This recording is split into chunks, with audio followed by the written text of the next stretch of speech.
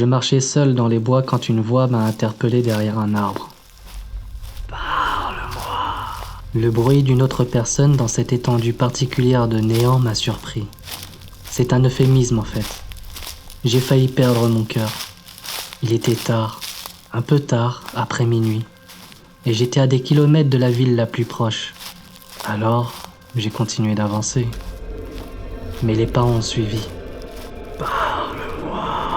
Je ne voulais pas courir. C'est une chose que j'ai apprise des années passées à traiter avec des inconnus fous dans la ville. Vous ne voulez pas avoir peur. Vous ne voulez jamais paraître dérangé par eux. Parce que c'est la seule chose qu'ils veulent, non? Une réaction. Une réaction les maintient intéressés, impliqués dans la conversation. Mon truc a toujours été l'évitement. Un mépris total et total. Et cela a payé pour moi jusqu'à là. Alors je n'ai pas couru. Je marchais à un rythme de plus en plus rapide, mais l'étranger suivait toujours. Parle-moi.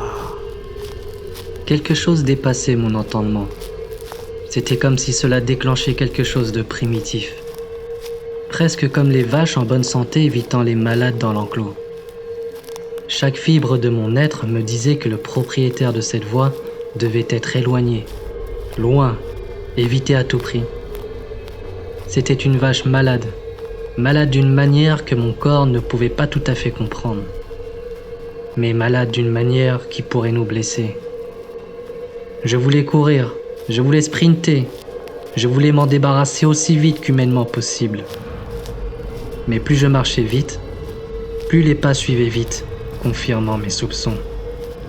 Il a eu sa réaction. Parle-moi. Il avait l'air plus en colère, alors j'ai accéléré mon rythme.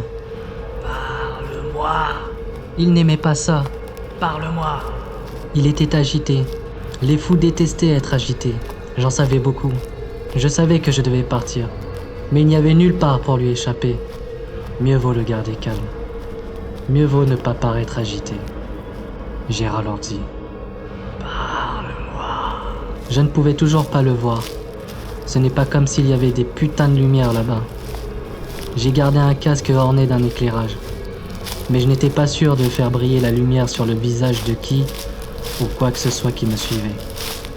Je ne pensais pas pouvoir supporter ce choc. Parle-moi. Les pas bruissaient le chemin alors qu'il se déplaçait. Il était tout proche. Parle-moi. Parle-moi. Parle-moi. Écoute, je ne sais pas comment dire ça sans passer pour un crétin arrogant. Mais je suis un grand gars. Je peux me défendre. Je ne suis pas une pauvre victime sans défense. Une partie de la raison pour laquelle je marche seul dans les bois, au milieu de la nuit, c'est parce que je croyais que mon expérience et ma hache attachée à la hanche me protégeraient. C'est donc avec la plus grande arrogance, malheureusement, que j'ai finalement répondu à mon harceleur avec une confiance retentissante. Va te faire foutre! Il n'aimait pas ça, pas du tout. Dès que les mots sont sortis de ma bouche, j'ai voulu les manger. La paire de pieds derrière moi a frappé le chemin en 1 seconde.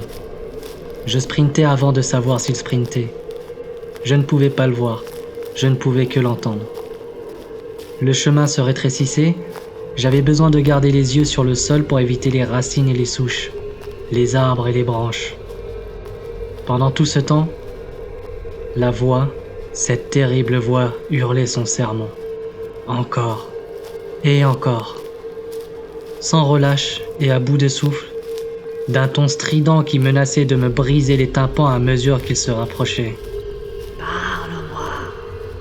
Parle-moi. Je me suis retrouvé sur un chemin qui se divise en 2 autres petits chemins. À gauche, il menait vers une école. À droite, il ne menait nulle part. J'ai pris le premier. Je pouvais sentir son souffle derrière moi. La voix ne semblait pas s'essouffler. Parle-moi, parle-moi, parle-moi. Oh, viens ici, joli garçon. Tu vas me parler. Après ces paroles, 2 bras massifs m'ont plaqué au sol. Nous avons lutté pendant quelques minutes. Je me suis levé et je l'ai jeté hors de moi. C'est alors que j'ai vu le masque de loup. J'ai lutté pour prendre ma hache. Je pensais avoir une chance, mais il n'y avait pas assez de temps. Connaissez-vous la chose amusante d'être poignardé? Vous ne ressentez jamais la douleur. Du moins, pas dans mon cas. Je me suis réveillé dans un lit d'hôpital ce matin. Une infirmière m'a dit que quelqu'un avait appelé l'ambulance sur un appel anonyme.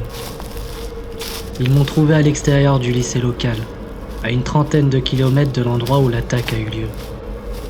Je serais peut-être mort s'ils ne l'avaient pas fait. Il y avait des marques de morsures partout sur mes jambes et mes bras. Les médecins ont enlevé mes vêtements tout en me soignant et il a fallu un certain temps pour les récupérer.